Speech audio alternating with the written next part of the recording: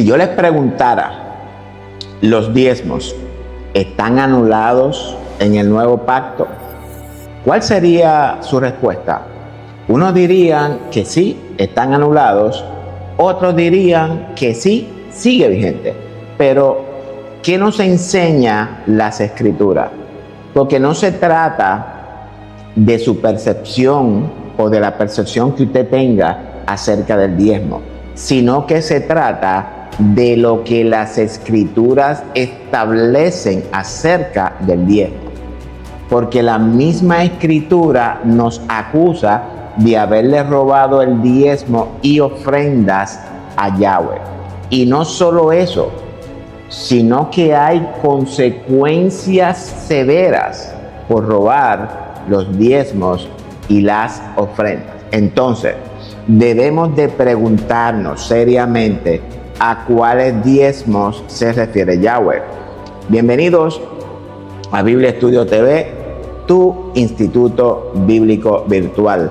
Un lugar, un espacio de discernimiento espiritual, transformación interior y conocimiento de la verdad. Hoy culminamos nuestra enseñanza acerca del diezmo bíblico. El tema del diezmo, el diezmo que el hombre ha impuesto, no el diezmo que las Escrituras revelan, ha sido por siglos un instrumento de manipulación con el objetivo de estafar, en muchos de los casos, no en todos, amén, de estafar a las congregaciones dentro del contexto religioso eclesiástico. En todas nuestras congregaciones, llámense pentecostales, adventistas, católicas, bautistas, mormones, testigos de Jehová, metodistas, en fin, todas nuestras denominaciones en las cuales el reino ha sido dividido, fragmentado y prostituido. En todas ellas se establece el diezmo monetario. Desde Abraham y Melquisedec, pasando por la Torá, los profetas y culminando en Cristo, el diezmo no aparece como un impuesto monetario, sino como un principio de consagración, identidad y primogenitura.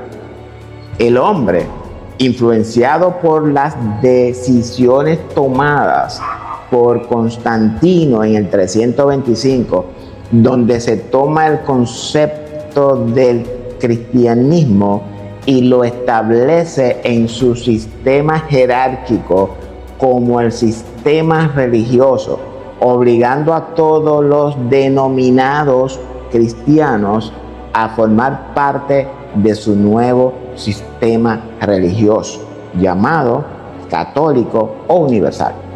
Desechando las verdaderas escrituras, editando las escogidas y destruyendo y quemando las que, según ellos, no eran inspiradas, ya que no favorecían sus intereses.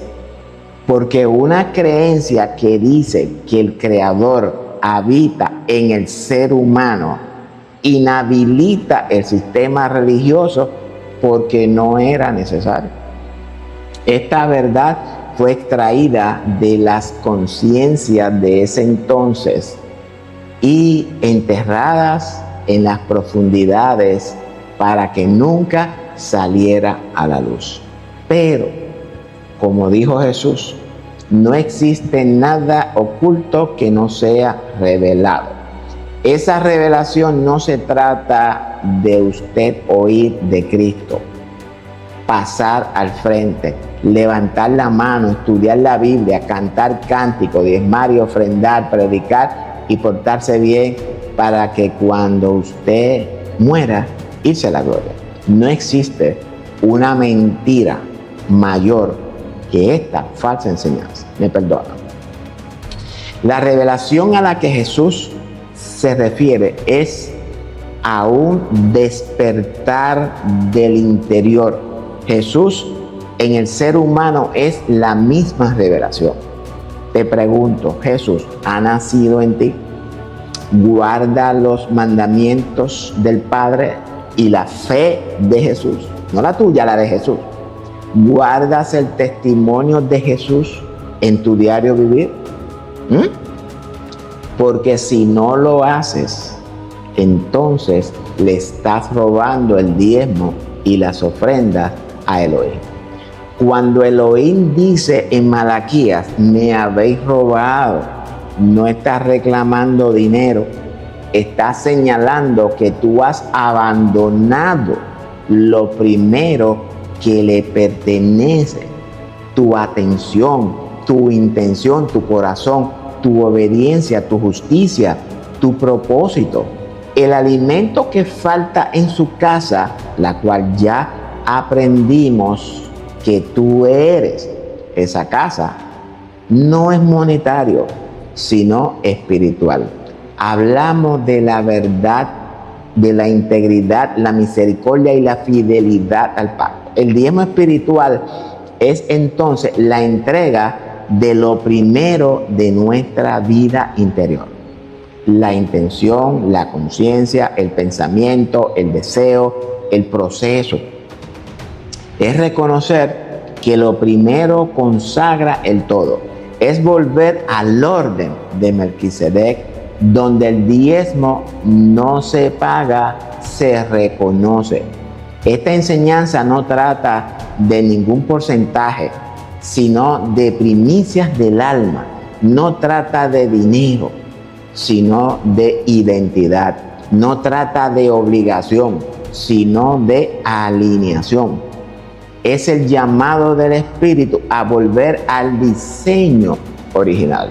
Ser primicias para Elohim, pueblo de primogénitos, consagrado desde adentro hacia afuera. Esa es la transformación, el nuevo nacimiento que Jesús le dijo a Nicodemo que era necesario para poder entrar en el reino de los cielos. Esa puerta que hay que abrir solamente se puede abrir desde dentro de ti mismo. Eso significa que solo tú y nadie más que tú tiene la responsabilidad, el derecho de reconocer el reino dentro de ti. Yo te lo puedo mostrar, pero tú eres el que tomas la decisión de abrirle la puerta a Jesús y reconocer el reino. Ahora bien, hoy vamos a continuar la enseñanza acerca de los diezmos que Yahweh reclama que le hemos robado. En el video anterior aprendimos cuáles eran esos diezmos y cómo usted debería empezar a devolverlos a su Creador. Hoy vamos a trabajar con la ley, la Torá. Usted puede preguntarse, ¿qué tiene que ver la ley con todo esto? Bueno, la respuesta es todo. Porque la ley o la Torá, la cual es espiritual, según Pablo en Romanos 7:14, ha sido mal interpretada. Esa ley o Torá aprendimos que no es jurídica, es espiritual, de aquí, de la conciencia. La Torá aprendimos que significa instrucciones para acertar el blanco. Acertar el blanco es lo opuesto a errar el blanco, amartía o pecar como lo traducen. Entonces, en la Torá o en la ley encontramos las instrucciones divinas que nos guían, tomando el ejemplo de un flechero, nos guía a tomar la flecha, apuntar el blanco, disparar y acertar el blanco. Ese es el propósito de la ley o Torá. Recordemos que Pablo dice que no somos justificados por las obras de la ley. No dice que la ley no nos justifica, sino que ahora somos justificados por la fe de Jesucristo. No dice por la fe en Jesucristo, porque Cristo, por medio de su fe, es el cumplimiento de la ley. Es por esto que la Escritura nos manda a guardar el testimonio y la fe de Jesús. Lo que esto significa es que la fe de Jesús debe ser su fe. Ahora bien, esta ley o Torá es la ley que Jesucristo revela. La ley de la siembra y cosecha, también conocida como la ley de la causa y consecuencia o causa y efecto. Lo que esto revela es que todo lo que entra en tu mente, en tu terreno, en tu tierra, en tu jardín, en tu campo, etcétera, y le pones tu atención, se convierte en intención, en primicia, la cual va a producir un fruto, un hijo, un pensamiento. Y ese hijo, ese fruto o pensamiento es el diezmo que le pertenece a Elohim. Ese diezmo tiene dos vertientes o dos caras, la cual se identifica en la Biblia como árbol del conocimiento del bien y del mal. Cuando ese fruto o diezmo, ya sea fruto de su voluntad o no sea fruto de su voluntad, se convierte en una consecuencia. Voy a dar dos ejemplos, uno conforme a la voluntad divina y otro no. Si yo pienso, percibo o creo que soy un buen maestro bíblico y persevero en esa creencia, se convierte en una intención. Esa intención se convierte en simiente o semilla y el fruto, el hijo, las primicias o el diezmo será experimentar que soy un buen maestro bíblico en el tiempo adecuado. Esto no quiere decir que solo con el hecho de pensarlo usted se convierte en un buen maestro. No, eso no es así. Lo que significa es que su subconsciente va a proveer las herramientas en el tiempo necesario, las herramientas espirituales para traer ese hijo, ese fruto, esa primicia o ese diezmo a la luz en el tiempo adecuado. Por otro lado, si yo soy una persona negativa, que siempre vivo confesando y persevero en ese pensamiento de que estoy enfermo, ese pensamiento se convierte en una intención. Esa intención se convierte en simiente o semilla y el fruto, el hijo, las primicias o el diezmo será la misma enfermedad en mi cuerpo. Amén. El subconsciente va a proveer las herramientas espirituales para traer ese hijo, ese fruto, esa enfermedad a la luz. Porque una persona que se percibe enferma psicológicamente hablando, aunque diga y confiese sanidad, nunca va a lograr esa sanidad, aunque se aísle en un lugar a prueba de virus, de bacterias. Entiendan esto, porque la enfermedad ya está alojada en su conciencia. La consecuencia es ese hijo, esa enfermedad. Espero que lo estén entendiendo. Dice el verso 9, malditos sois con maldición, porque vosotros la nación toda me habéis robado.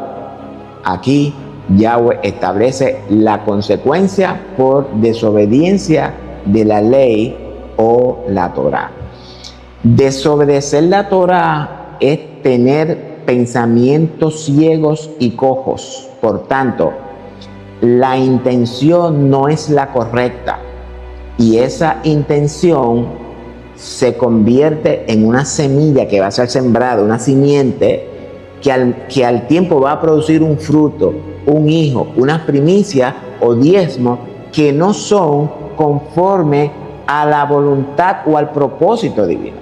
El robo de los diezmos aquí consiste en que al usted ser desobediente a la ley, a las instrucciones que te guían a acertar el blanco, usted ha optado darle ese fruto, ese hijo, esa primicia o ese diezmo a otro que no es su creador.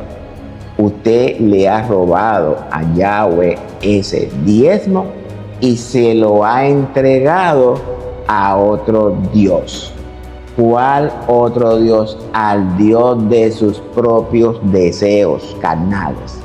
Es por esta razón que Malaquías compara al sacerdocio con Esaú. Esaú rechazó la primogenitura, las primicias o el diezmo.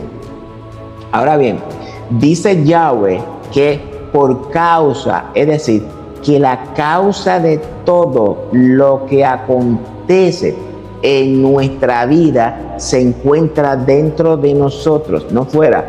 Por causa de esa desobediencia, de ese robo, el sacerdocio va a ser maldito con maldición. ¿Será esa la voluntad de Elohim? No, esa no es su voluntad. Esa es la consecuencia de sembrar una mala semilla que le produjo un fruto malo.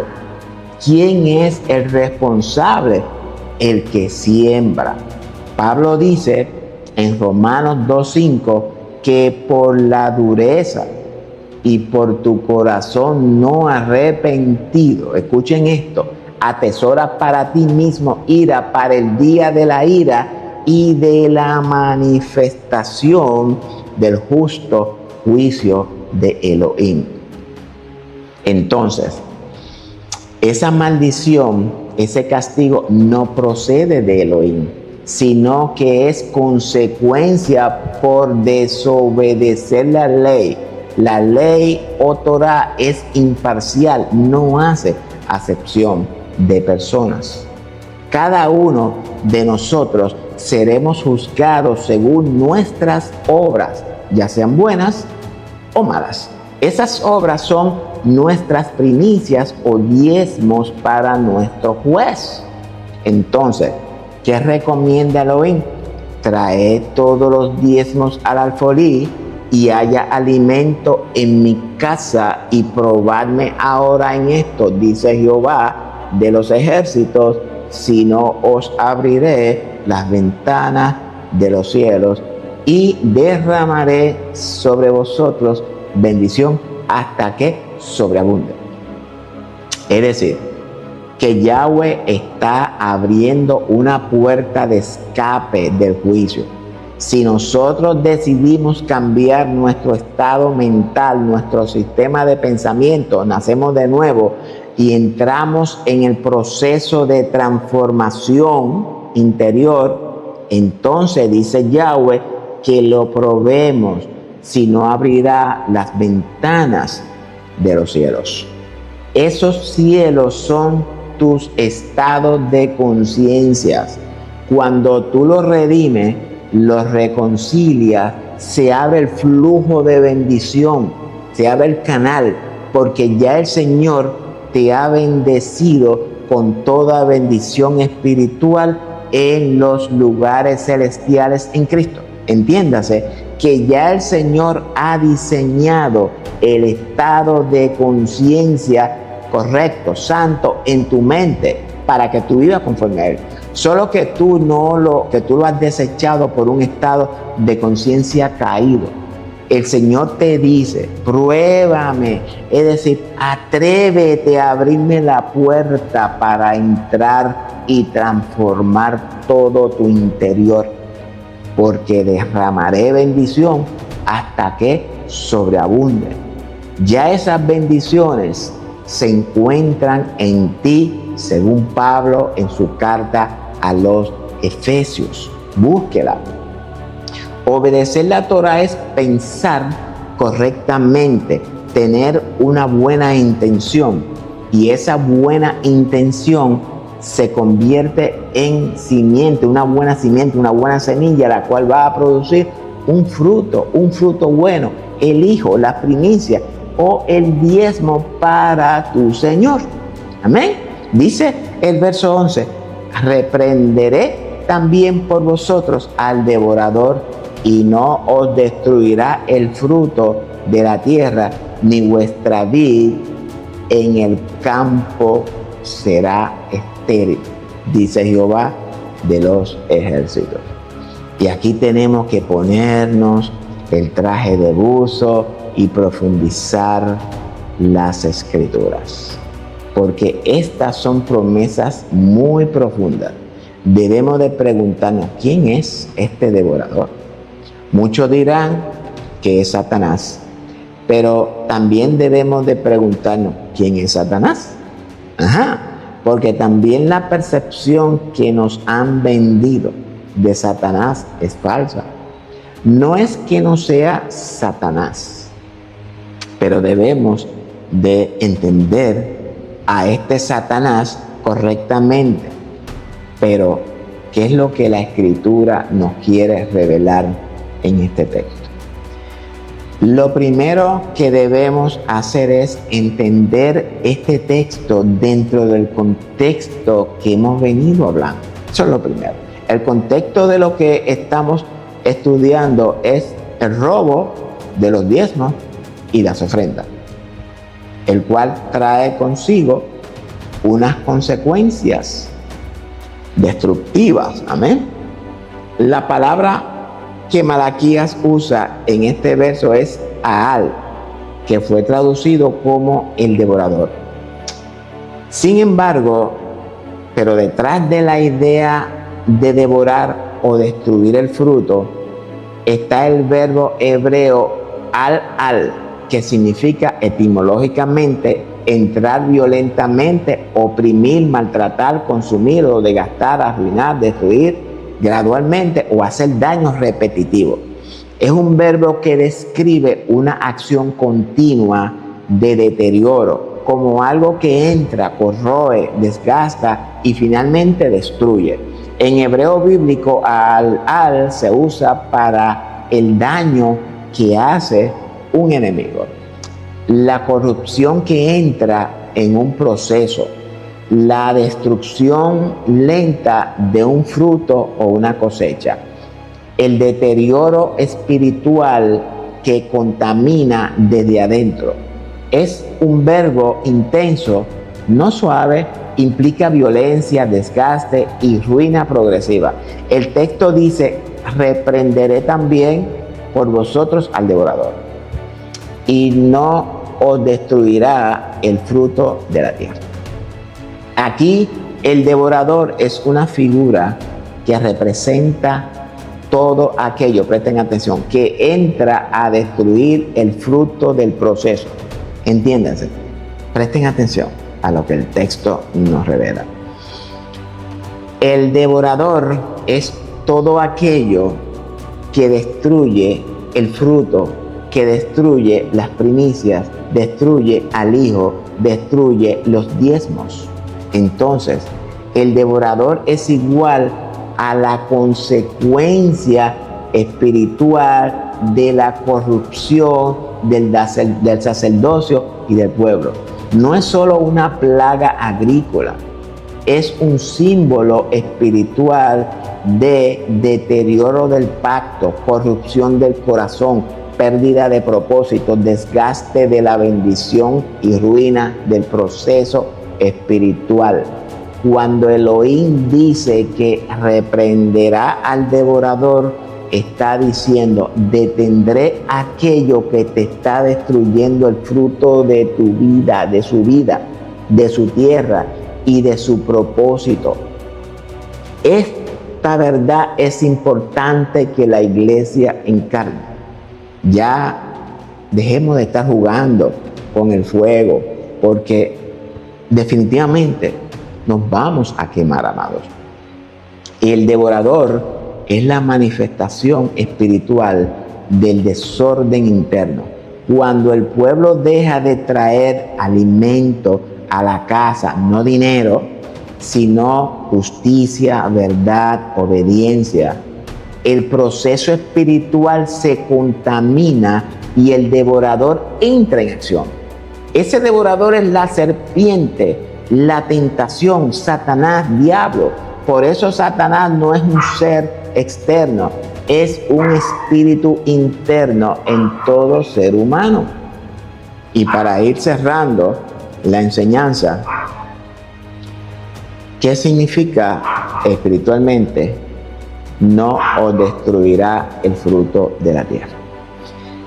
En hebreo, el fruto de la tierra no es solo agricultura, es todo fruto del proceso humano, fruto del trabajo, fruto del propósito, fruto del ministerio, fruto de la vida espiritual, fruto de la obediencia, fruto de la identidad. Todo ese fruto es consecuencia de obedecer o desobedecer la Torah, las instrucciones divinas. El devorador destruye procesos, no solo cosechas. Por eso Elohim promete: si vuelven al pacto, detendré aquello que te está arruinando su fruto. Ese fruto que estamos arruinando es la suma de todos los frutos. Ese fruto es la imagen y semejanza de Elohim en nosotros. Ese fruto es el reino en nosotros. Ese fruto es el que será arrebatado de nosotros aquel maravilloso día de la manifestación del justo juicio de Elohim. Elohim se está asegurando de que no destruyamos ese fruto, porque ese fruto en nosotros es Él mismo. Si la iglesia no hace teshuvá, regresar al origen de vuelta a la glorificación, ese devorador, esa fuerza espiritual, corroerá el fruto del proceso por haber abandonado lo primero que le pertenece a Elohim. Pero Elohim promete reprender al devorador y restaurar el orden del corazón, del pacto y del propósito. Pero esa decisión está en sus manos. Y para cerrar dice el verso 12: y todas las naciones os dirán bienaventurados, porque seréis tierra deseable, dice Jehová de los ejércitos. ¿Qué simbolizan las naciones dentro del contexto escritural? Si usted no lo sabe, las naciones simbolizan sistemas de pensamientos colectivos. Recordemos que la batalla es espiritual, no es contra carne ni sangre, es contra huestes espirituales, pensamientos, actitudes que se levantan contra el conocimiento del Padre en nosotros. Estas huestes son identificadas en Apocalipsis como la bestia, Babilonia. Todos estos enemigos de la iglesia son espirituales, manifestados en cuerpos.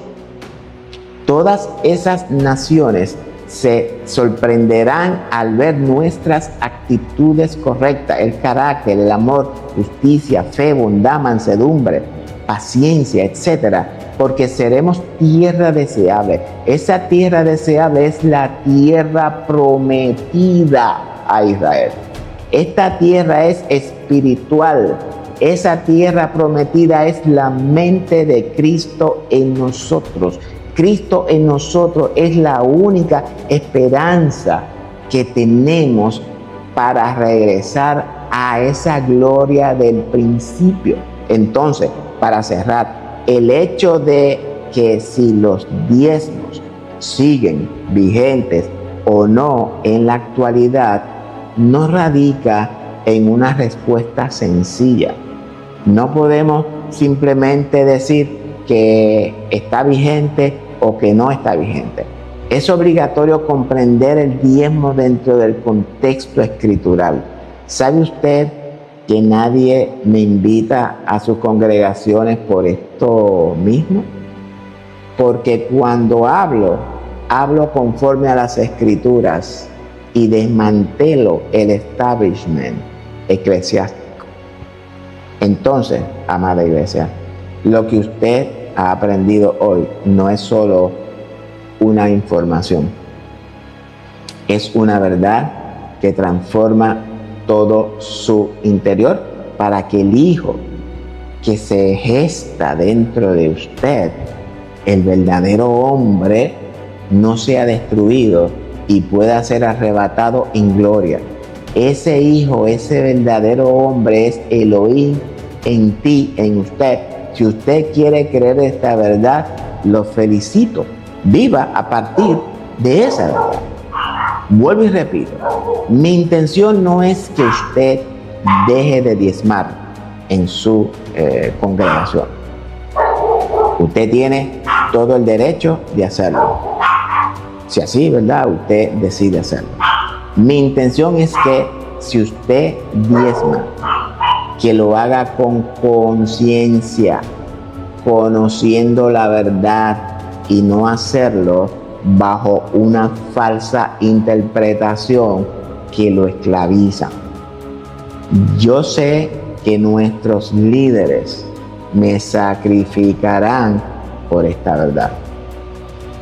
Pero mi responsabilidad como maestro es instruirlos para que puedan acertar el blanco y el fruto, las primicias, el diezmo, el hijo, no sea destruido en usted. Si usted entiende que esta enseñanza ha abierto sus ojos, ha despertado el espíritu en usted, compártala para que otros también puedan abrir sus ojos y despertar el espíritu en ellos. En Biblia Estudio TV no enseñamos religión, enseñamos transformación interna, conocimiento que despierta, verdad que te transforma. El Señor te bendiga.